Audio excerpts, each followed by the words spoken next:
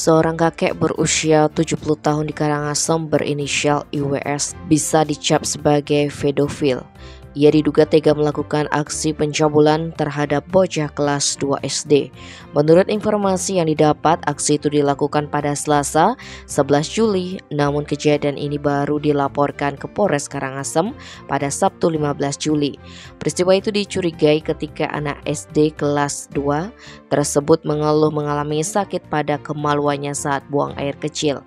Orang tua anak itu pun merasa khawatir dan segera mengajak anaknya ke puskesmas untuk dapat diperiksa.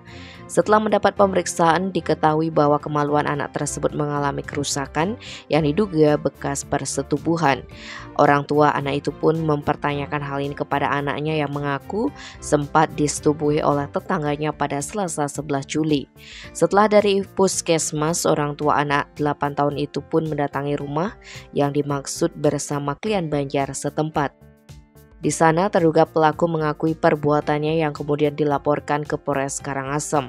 Kanit 4 Perlindungan Perempuan dan Anak Satreskrim Polres Karangasem, Ibda Rizky Fahdul Mubin, yang dikonfirmasi Minggu 16 Juli membenarkan hal tersebut.